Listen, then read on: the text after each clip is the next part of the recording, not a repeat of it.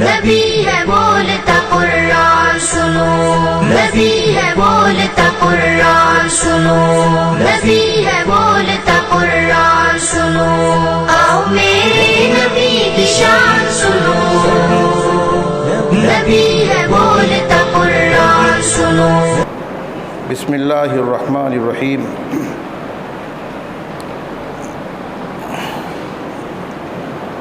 الحمد للہ رب العالمین والعاقبۃ للمتقین والصلاة والسلام علی سید الانبیاء والمرسلین وعلی آلہ واصحابہ اجمعین، اما بعد۔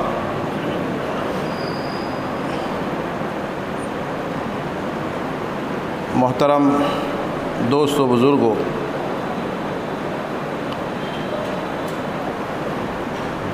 اللہ جل جلالہ عم نوالہ نے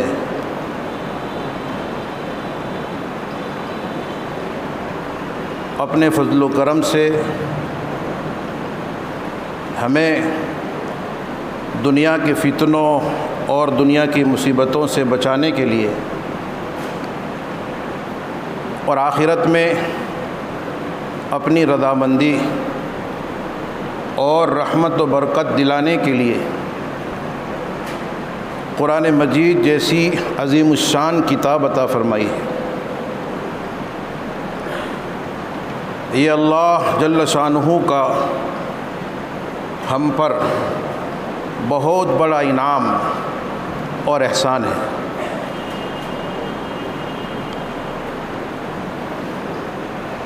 قرآن اللہ کی کتاب ہے، اللہ کا کلام ہے، اور ہم سب کے لیے بہت بڑی نعمت اور بہت قیمتی دولت ہے۔ اللہ جل شانہ بندوں کو جب کسی نعمت سے نوازتے ہیں تو نوازنے کے بعد اللہ جل شانہ کی طرف سے اس نعمت کے تعلق سے کچھ تقاضے بندوں کی طرف متوجہ ہوتے ہیں۔ ان تقاضوں کو پورا کرنا اور نہایت اہتمام کے ساتھ اس کو بجا لانا، یہ بندوں کی ذمہ داری بنتی ہے، اور تقاضوں کو پورا کرنے کی بنیاد پر بندہ صحیح معنی میں اس عظیم نعمت کی قدردانی کرنے والا اور اس کا حقیقی طور پر شکریہ بجا لانے والا کہلاتا ہے۔ اس کے برخلاف نعمت مل جانے کے بعد بندے کی طرف سے قدردانی نہیں ہوتی۔ نعمت کے تعلق سے اللہ جل شانہ کی طرف سے جو تقاضے متوجہ ہوئے ہیں ان تقاضوں کو ادا نہیں کیا جاتا، تو اس صورت میں بندہ ناقدری کرنے والا اور ناشکری کرنے والا کہلاتا ہے، اور پھر آہستہ آہستہ بندہ اس نعمت سے محروم ہو جاتا ہے۔ اس لیے میرے بھائیوں، ہمیں چاہیے کہ اللہ جل شانہ نے ہمیں قرآن مجید جیسی عظیم شان نعمت عطا فرمائی ہے، اس نعمت کے تعلق سے اللہ نے جو تقاضے ہم سے کیے ہیں ان تقاضوں کو ہم پورا کرنے کی کوشش کریں۔ قرآن کے بہت سارے حقوق ہیں جو حقوق اللہ کی طرف سے ہم پر ضروری قرار دیے گئے ہیں، ان حقوق کی ادائیگی کی فکر کریں، تبھی ہم اپنے ایمان میں کامل ہو سکتے ہیں، ہم اپنی عبدیت اور بندگی میں مکمل ہو سکتے ہیں، تبھی ہم دنیا میں کامیاب ہو سکتے ہیں، اور تبھی ہم آخرت کی فلاح اور کامیابی کو پا سکتے ہیں۔ قرآن مجید میں اللہ تعالیٰ فرماتے ہیں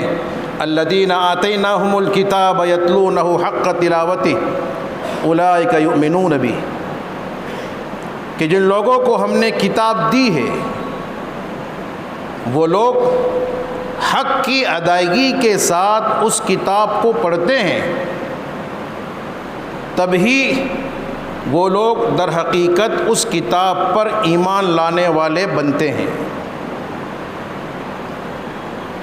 قرآن پر ہمارا ایمان ہے، ہم اس کو اللہ کا کلام سمجھتے ہیں، آسمانی کتاب یقین کرتے ہیں، لیکن اس کے جتنے حقوق اللہ کی طرف سے ہماری طرف متوجہ ہوئے ہیں، ان حقوق کی ادائیگی کے ساتھ اگر یہ بات ہے تو اس صورت میں ہم مکمل طور پر کلام پر اور صاحب کلام یعنی اللہ جل شانہ پر ایمان لانے والے کہلائیں گے۔ قرآن کے علماء کرام نے بہت سارے حقوق بتائے ہیں جس کی ادائیگی بندوں کے لیے ضروری ہے۔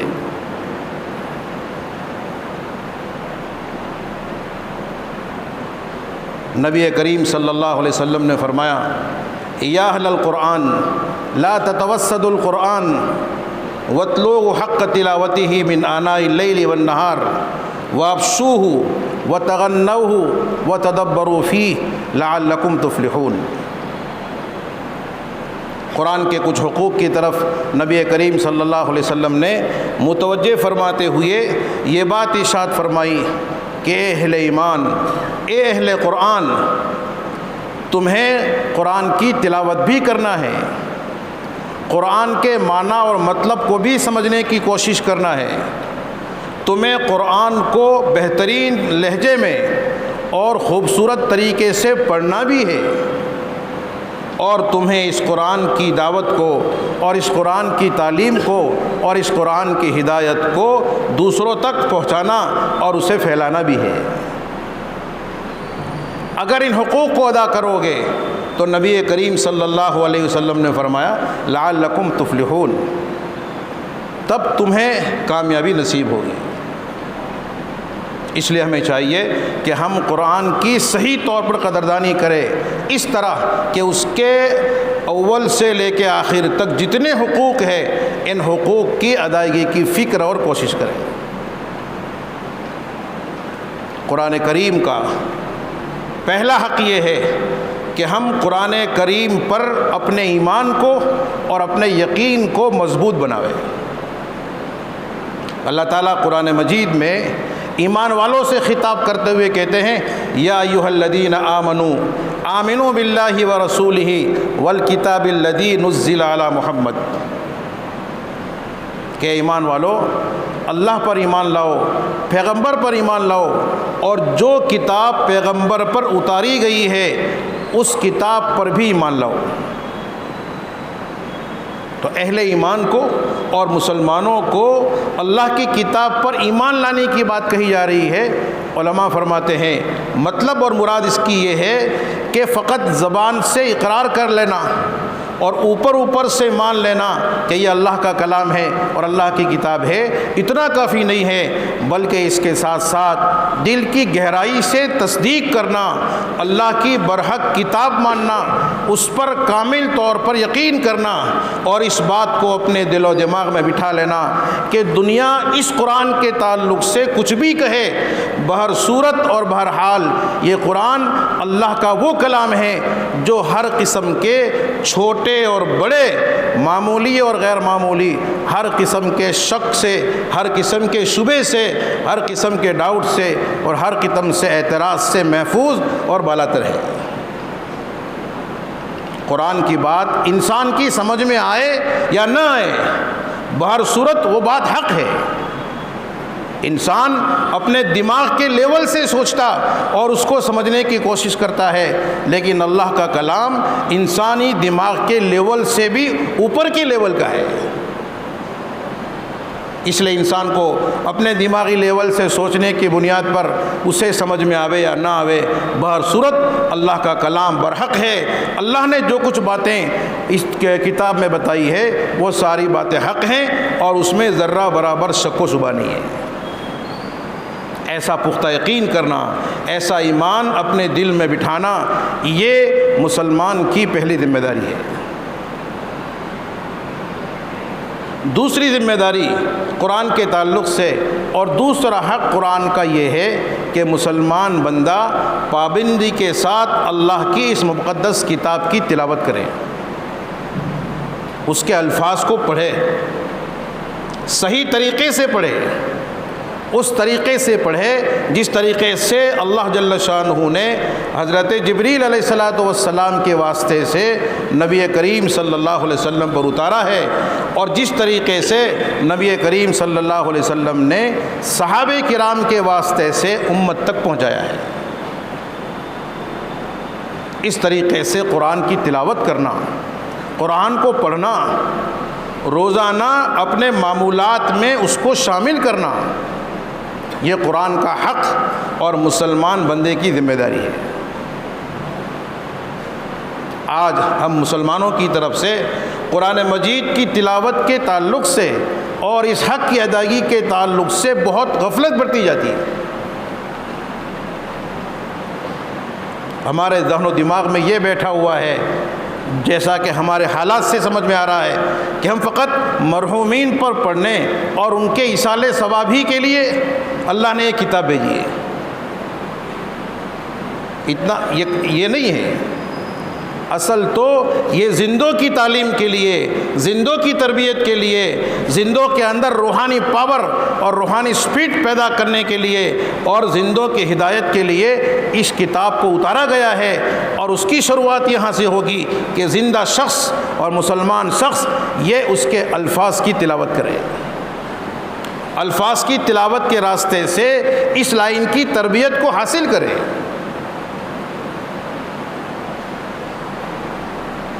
اس لیے قرآن میں بھی اور نبی کریم صلی اللہ علیہ وسلم نے بھی اپنی احادیث میں قرآن کو پڑھنے کی اور اس کی تلاوت کی تاکید فرمائی، اور قرآن پڑھنے پر اجر و ثواب بیان فرمایا۔ فضائل اعمال کی تعلیم میں، فضائل قرآن میں ہم لوگ جماعت میں سنتے ہیں، نبی کریم صلی اللہ علیہ وسلم نے فرمایا کہ جو آدمی قرآن کا ایک حرف پڑھے گا، اللہ جل شانہ اس کو کم از کم 10 نیکی عطا فرمائیں گے۔ فقط الف لام میم یہ 3 حرف پڑھے گئے تو 3 حرف پڑھنے کی بنیاد پر اللہ پاک 30 نیکی عطا فرمائے۔ آج ہمیں اس کا اہتمام ہے؟ نہیں ہے، کیونکہ نیکیوں کی قدر نہیں ہے، نیکیوں کی ویلیو نہیں ہے۔ آج ہم اس کو کام کی چیز نہیں سمجھتے۔ اگر اسی موقع سے یوں کہا جاتا کہ جو آدمی ایک حرف قرآن کا پڑھے گا تو اس کو 10 کی نوٹ ملے گی،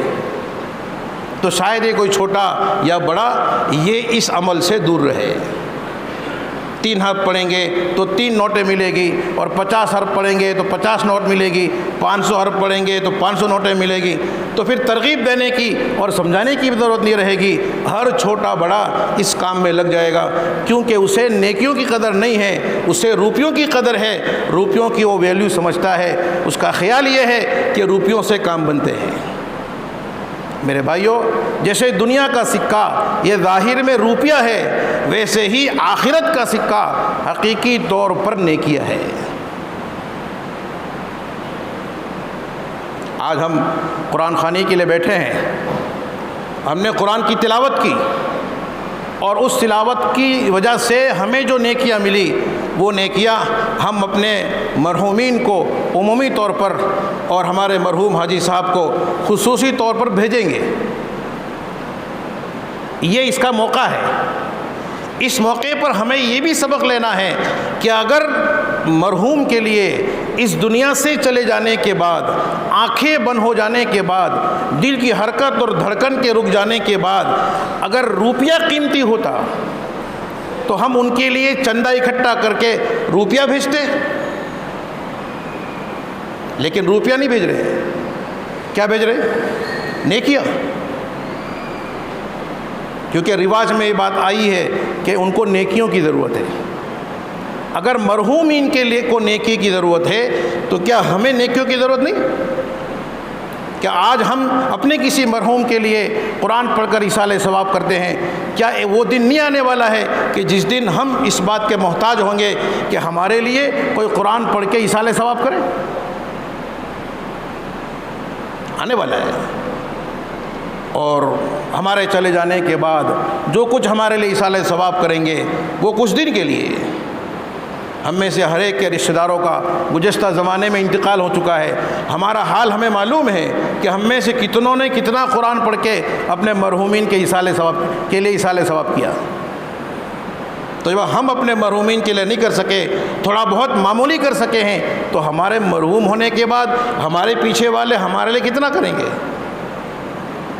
بس بالکل معمولی، جو ہمارے لیے ناکافی ہے۔ ہمارا انتظام ہمیں ہی کرنا ہوگا۔ ہم اپنی زندگی پر اپنے پیر پہ کھڑے ہو کے اپنے لیے جیسے اپنی دنیا کے لیے کرتے ہیں، ایسے اپنی آخرت کے لیے جو خود کریں گے وہی ہمارے لیے اصل ہے۔ ہمارے چلے جانے کے بعد ہمارے متعلقین اور رشتہ دار، دوست و احباب، چاہنے والے، محبت کرنے والے جو کچھ بھیجیں گے وہ ایک زائد شے ہیں، لیکن ان کی اس امید پر ہم اپنی زندگی میں ان نیکیوں کے کاروبار سے اور نیکیوں کی تجارت سے دور رہیں، یہ سمجھداری کی بات نہیں ہے۔ اس لیے ہمیں چاہیے کہ ہم قرآن مجید کی تلاوت کے اس حق کو بھی دنیا ہی میں جب تک سانس میں ساتھ جاری ہے تب تک جو ہے اس حق کو ادا کرنے کی فکر اور کوشش کریں۔ روزانہ تلاوت کا معمول بنائیں، نیکیاں بھی ملتی ہے، قرآن سے تعلق جڑتا ہے، اور نبی کریم صلی اللہ علیہ وسلم نے تو یہاں تک فرمایا کہ گناہوں کی کثرت کی وجہ سے جب انسان کے دل پہ زنگ لگ جاتا ہے، کاٹ لگ جاتا ہے، گناہوں میں کی وجہ سے دل میں سیاہی چھا جاتی ہے، تو قرآن کی تلاوت وہ نور بخشنے والی چیز ہے کہ اس قرآن کی تلاوت کی وجہ سے اللہ پاک دلوں کے زنگ کو، دلوں کے میل اور کاٹ کو ختم کرتے ہیں، دلوں کی تاریکی اور اندھیریوں کو ختم کرتے ہیں، اور دل میں نورانیت پیدا کرتے ہیں، روحانیت پیدا کرتے ہیں، دلوں کی تربیت ہوتی ہے۔ تو نیکیاں کی نیکیاں اپنی جگہ، اور اس کے ساتھ روحانی طاقت میں پاور ملا اور اضافہ ہوا، یہ اپنی جگہ۔ پھر قرآن کا حق ادا کریں گے اور ادا ہوگا تو قرآن مجید قیامت کے دن ہمارے لیے سفارشی بن کر کھڑا ہوگا۔ اللہ سے کہے گا کہ میں نے اس کو رات میں سونے سے بچا دور رکھا، میں نے اس کو اپنی تلاوت میں لگایا، یہ مجھے پڑھتا رہا، اے اللہ تو میری سفارش اس کے حق میں قبول فرما۔ اور حضور نے ایک روایت میں فرمایا ہے کہ ما من شفیع اعظم منزلۃ عند اللہ یوم القیامہ من القرآن لا نبی ولا ملک ولا غیرہ، کہ قیامت کے دن سفارش کرنے والے اور بھلامن کرنے والے جتنے ہوں گے، چاہے پیغمبر ہوں، چاہے فرشتے ہوں، چاہے ان کے علاوہ کوئی اور ہو، ان تمام میں سب سے زیادہ پاور والا اور سب سے زیادہ وزندار سفارشی اور بھلامن کرنے والا قرآن کریم ہے۔ اپنا حق ادا کرنے والوں کے فیور میں کھڑا ہوگا، سفارش کرے گا اور جنت تک پہنچائے گا، اور جس نے حق ادا نہیں کیا اس کے اپوزٹ میں کھڑا ہوگا اور اس کے خلاف مقدمہ قرآن کی طرف سے اللہ کی بارگاہ میں دائر ہوگا اور اسے جنت میں جانے سے روک دے گا۔ اس لیے بھائی دوستو بزرگوں، ہمیں چاہیے کہ ہم قرآن کے جملہ حقوق کو ادا کرنے کی فکر اور کوشش کریں۔ ان حقوق میں سے ایک نہایت اہم حق یہ اللہ کے کلام کی تلاوت کرنا ہے۔ تو روزانہ تھوڑا تھوڑا پابندی کے ساتھ قرآن مجید کی تلاوت کی جائے، اس کی فکر کریں، اس کی کوشش کریں۔ آج جو ہے یہ ہمارے مرحوم حاجی صاحب، حاجی عبدالرحیم صاحب کا انتقال ہو گیا۔ ابھی میں نے کہا کہ جیسے وہ گئے ہیں ہمیں بھی ایک دن جانا ہے۔ موت ایک ایسی اٹل حقیقت ہے کہ جس کے تعلق سے دنیا میں کسی کو کوئی اختلاف نہیں، سارے لوگ اس مسئلے پر متفق ہیں کہ مرنا ہر ایک کو ہے۔ کب مرنا ہے، کہاں مرنا ہے، یہ نہیں معلوم۔ کسے معلوم تھا کہ جانے والے حاجی صاحب یہ جانے کو تو جا رہے ہیں، لیکن صرف ہمارے شہری کو چھوڑ کر نہیں بلکہ اس دنیا کو چھوڑ کر ایسے جانے والے ہیں کہ ہمیں ان کا آخری دیدار بھی نصیب نہیں ہوگا۔ قرآن نے فرمایا وما تدری نفس بأی ارض تموت، چند چیزیں اللہ پاک نے بیان فرمائی جن کو مفاتیح الغیب کہا گیا، غیب کی چابیاں کہا گیا۔ ان میں سے ایک قیامت کا علم ہے، دوسرا بارش کا علم ہے، تیسرا آدمی کل کیا کرے گا اس کا علم ہے، چوتھا ماں کے رحم میں جب نطفہ قرار پاتا ہے تو وہ نطفہ آگے چل کر کیا بنے گا اس کا علم ہے۔ یہ باتیں اللہ پاک نے بیان فرمائی اور کہا کہ ان کا علم کسی کو نہیں ہے۔ ایسے ہی پانچویں بات یہ بیان فرمائی وما تدری نفس بأی ارض تموت، کہ کسی شخص کو اور کسی انسان کو معلوم نہیں کہ اس کی موت کب آنی ہے اور کہاں آنی ہے۔ اس زمین سے، کس زمین کی مٹی اس کے خمیر میں داخل ہے اور کس زمین کی مٹی میں اسے ملنا ہے اور کس زمین میں اسے دفن ہونا ہے، یہ آدمی کو معلوم نہیں ہے۔ آدمی کی جہاں کی موت لکھی ہوتی ہے، اللہ تعالیٰ شانہ کسی نہ کسی بہانے سے اس مقام موت پر آدمی کو پہنچا دیتا ہے۔ ہمارا حاجی صاحب کی موت اللہ پاک نے مدینہ منورہ جیسے مبارک جگہوں پر لکھی تھی، تو اللہ پاک نے عمرے کے بہانے سے حاجی صاحب کو وہاں بلا لیا۔ بیماری کی عنوان سے ان کی موت کا واقعہ اور حادثہ پیش آ گیا۔ آدمی ایمان کے ساتھ مدینہ منورہ جیسی مقدس زمین میں وفات پا جائے، یہ آدمی کے لیے بہت بڑی خوش نصیبی کی بات ہے۔ حضرت نبی کریم صلی اللہ علیہ وسلم نے فرمایا کہ من استطاع منکم ان یموت بالمدینہ فلیمت فإنی اشفع لمن یموت بها، کہ جس کے بس میں یہ ہو کہ وہ مدینہ منورہ میں وفات پا جائے تو اس کو چاہیے کہ وہ ایسا کرے، کیونکہ میں قیامت کے دن مدینہ میں وفات پانے والوں کے لیے سفارش کروں گا۔ ایک سفارش نبی کریم صلی اللہ علیہ وسلم کی عام ہے جو تمام مومنین کو شامل ہوگی، لیکن یہ خصوصی اور اسپیشل سفارش ہے جو اس شخص کے لیے ہیں کہ جس کی وفات اس کے چاہنے سے یا اس کے نصیب سے مدینہ منورہ میں ہوئی۔ خود حضور اکرم صلی اللہ علیہ وسلم کی اپنی خواہش یہ تھی، باوجود ہے کہ مکہ مکرمہ آپ کا وطن اصلی تھا اور آپ کو دنیا جہاں کی بستیوں اور علاقوں سے زیادہ محبوب تھا، پھر بھی آپ کی اپنی خواہش اور اچھا یہ تھی کہ مدینہ منورہ میں آپ کی وفات ہو۔ ایک موقع پر ایک صاحب کا انتقال ہوا، ان کی قبر کھودی جا رہی تھی، نبی کریم صلی اللہ علیہ وسلم وہاں موجود تھے۔ کوئی اور صاحب آئے اور کچھ برے کلمات کہے کہ یہ کیسا برا موقع ہے۔ حضور نے اس کی بات کو رد کر دیا اور کہا کہ مومن کے لیے قبر جنت کے باغوں میں سے ایک باغ ہوتی ہے، اس لیے برا موقع نہیں ہے بلکہ اچھا موقع ہے۔ اور پھر آپ نے فرمایا، اس کو پوچھا کہ تو ایسا کیوں کہتا ہے؟ اس شخص نے کہا کہ میرا مقصد یہ تھا کہ اس آدمی کو چاہیے تھا کہ یہاں مرنے اور دفن ہونے کے بجائے وہ کہیں اللہ کے راستے میں جاتا اور وہاں شہید ہو جاتا۔ نبی کریم صلی اللہ علیہ وسلم نے فرمایا کہ بھائی شہادت سے بڑھ کر تو کوئی چیز ہے ہی نہیں، لیکن پھر بھی دنیا کی ساری زمین میں سب سے زیادہ پسندیدہ جگہ جہاں میں مروں اور میری قبر بنے وہ مجھے مدینہ طیبہ ہے، میرے لیے مدینہ طیبہ ہے۔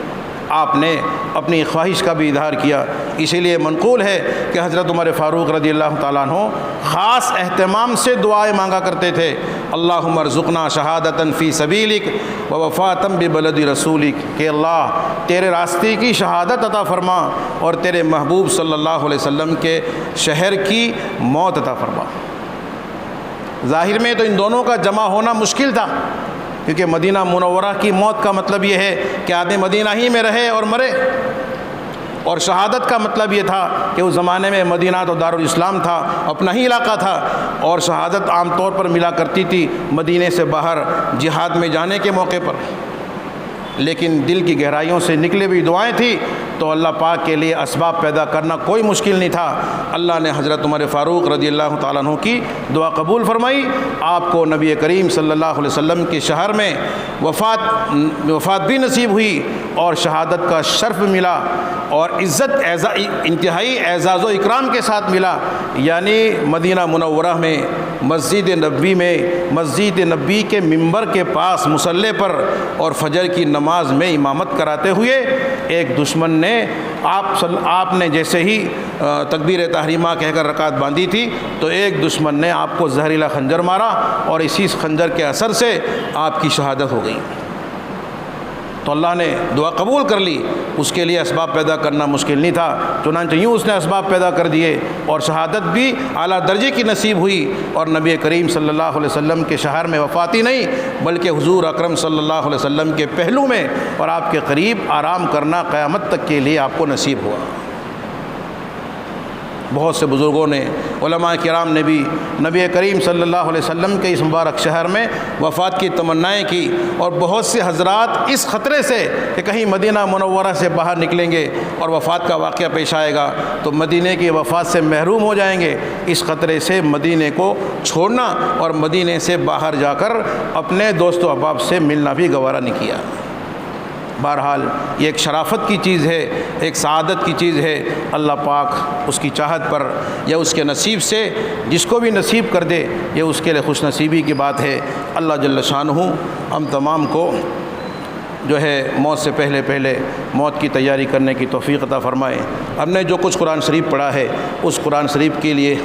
کے حق میں ہم لوگ نیت کی ارادہ کر لیں کہ خاص طور پر مرحوم حاجی عبدالرحیم صاحب کو اللہ پاک اس کا ثواب پہنچائے، اور اس کے ساتھ ساتھ جو ہے ہمارے دوسرے جو مرحومین ہیں ان کی بھی نیت کر لے۔ اللہ پاک کے یہاں ثواب کی کوئی کمی نہیں ہے، اس کے خزانے میں بڑی وسعت ہے، خصوصی نیت کریں گے تو خاص طور پہ انہیں پہنچے گا، اور عمومی نیت میں جس کو بھی شامل کریں گے اللہ پاک ان تمام کو نصیب کرے گا۔ اللہ ہم سب کو عمل کی توفیق عطا فرمائے۔ درود شریف پڑھ لیں۔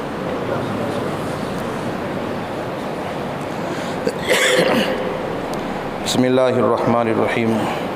الحمد للہ رب العالمین، والصلاة والسلام علی سید الانبیاء والمرسلین وعلی آلہ واصحابہ اجمعین۔ اللہم ربنا آتنا فی الدنیا حسنہ وفی الآخرۃ حسنہ وقنا عذاب النار۔ اللہم حبب الینا الایمان وزینہ فی قلوبنا وکرہ الینا الکفر والفسوق والعصیان واجعلنا من الراشدین۔ اللہم اجعلنا من الراشدین، اللہم اجعلنا من الراشدین۔ اللہم انا نسألک علما نافعا وعملا متقبلا ورزقا واسعا حلالا طیبا وشفاء من کل داء وشفاء من کل داء۔ یا اللہ ہم سب کی مغفرت فرما، گناہوں کو معاف فرما، خطاؤں سے درگزر فرما۔ ہم تیرے بندے ہیں، گناہوں کی وجہ سے بہت ہی گندے ہیں، ہر اعتبار سے پلیدی ہمارے اوپر لگی ہوئی ہے اے اللہ، لیکن تیری وسعت رحمت اور تیرے وسعت کرم کے امیدوار ہیں۔ ہماری امید کے مطابق بلکہ امید سے زیادہ ہم پر رحمت نازل فرما، اپنی برکتوں کا فیضان فرما، اپنی مغفرتوں کا فیضان فرما، ہمارے گناہوں کو معاف کر دے۔ دنیا میں تو نے ہمارے گناہوں پر ستاری فرمائی ہے، آخرت میں غفاری کا معاملہ فرما۔ دنیا کی ذلت اور رسوائی سے بھی ہماری حفاظت فرما، اور آخرت کی ذلت اور رسوائی سے بھی حفاظت فرما۔ دنیا کی کامیابی نصیب فرما، آخرت کی کامیابی نصیب فرما۔ اسلام پر زندگی عطا فرما، ایمان پر خاتمہ بالخیر عطا فرما۔ قرآن سے وابستگی نصیب فرما، قرآن سے تعلق نصیب فرما، قرآن کے جملہ حقوق کی ادائیگی کی ہمیں توفیق عطا فرما۔ قرآن پر یقین کامل عطا فرما، قرآن کی تلاوت کی مشغولی نصیب فرما، قرآن کی تلاوت کی سعادت و نیک بختی تو ہمیں عطا فرما۔ قرآن مجید کے علوم و معارف کا فیضان فرما، قرآن کو سمجھنے کی اور سمجھانے کی توفیق عطا فرما۔ قرآن مجید کی دعوت اور اس کے پیغام کو لے کر عالم میں چلنے پھرنے والا بنا، اور اس راہ میں اپنی ہر قیمتی سے قیمتی چیز کو خرچ کرنے کا سچا جذبہ ہمارے اندر پیدا فرما۔ تیرے کلمے کو بلند فرما، نبی پاک صلی اللہ علیہ وسلم کی سنتوں کو زندہ فرما۔ ہم سب کے ایمان و اعمال کی حفاظت فرما، جان مال کی حفاظت فرما، عزت و آبرو کی حفاظت فرما، چین سکون کی زندگی نصیب فرما۔ دشمنوں کے فریب اور ان کی پلاننگ کو ختم فرما، اپنی قدرت کا ہاتھ دکھا کر سب کو زیر فرما، سب کو زیر و زبر فرما، سب کو زیر و زبر فرما۔ مسلمانوں میں صلاح و تقوی پیدا فرما، پکا سچا مسلمان اور صحیح انسان بن کر دنیا میں زندگی گزارنے کی توفیق عطا فرما۔ جو کچھ قرآن شریف پڑھا گیا، سنا گیا، اس تمام کا ثواب اے اللہ ہمارے تمام مرحومین کو عطا فرما، ہمیں بھی عطا فرما، مرحومین کو عطا فرما، تمام کی قبروں کو نور سے منور فرما، کربر سکون عطا فرما، آخرت کے ہر مرحلے کو ہمارے جملہ مرحومین کے لیے آسان فرما، قبر کو جنت کا باغ بنا، جہنم کا گھڑا بننے سے حفاظت فرما، میدان محشر میں تیرے عرش کا سایہ نصیب فرما، تیری رحمت کا سایہ نصیب فرما، پل صراط پر سے بجلی کی طرح گزار دے، اور بلا حساب و کتاب کے جنت الفردوس میں اعلیٰ سے اعلیٰ مقام پر داخل فرما، جہنم کے عذاب سے تکلیف سے حفاظت فرما، ہمیں موت سے پہلے موت کی تیاری کی توفیق عطا فرما، ہم مرحومین کی پیش آنے والے واقعات سے ہمیں عبرت لینے والا اور سبق حاصل کرنے والا والا بنا، ہمارا وقت آنے سے پہلے ہمیں بھی اس کی تیاری کی توفیق عطا فرما، آخرت کی فکر پیدا فرما، دلوں میں نرمی پیدا فرما، تیرے حقوق کی ادائیگی کی فکر عطا فرما، تیرے بندوں کے حقوق کی ادائیگی کی فکر پیدا فرما، مرحومین کی مغفرت فرما، موجودین پر رحم فرما، اپنا فضل و کرم ہر حال میں ہمارے شامل حال فرما، اپنا فضل و کرم اپنی نصرت و مدد ہمارے شامل حال فرما، ہماری مسجدوں کی حفاظت فرما، مدرسوں کی حفاظت فرما، دینی مرکزوں کی حفاظت فرما، فلاحی اداروں کی حفاظت فرما، جہاں کہیں تھوڑا بڑا کم زیادہ تیرے دین کا، خیر کا، انسانی فلاح و بہبود کا کام ہو رہا ہے، کام کرنے والوں کی حفاظت فرما اور کام کے ٹھکانوں کی حفاظت فرما، ان کی عزت کی حفاظت فرما، ان کی عزتوں کی حفاظت فرما، اپنی مدد ہر وقت شامل حال فرما، ہمیں نیک اور صالح انسان بنا، صحیح اعمال کی توفیق عطا فرما، ہم چاہے نہ چاہے ہماری پیشانی پکڑ کر ہمیں آخرت کے اعمال کرنے کی طرف راغب فرما، ہمیں آخرت کے اعمال کرنے کی طرف راغب فرما، ہمارے ایمان کی حفاظت کو مقدر فرما، ہماری نسلوں کے ایمان کی حفاظت کو مقدر فرما، قیامت تک ہمارے نسل میں اور ہماری پیڑھی میں کوئی بے ایمان پیدا نہ فرما،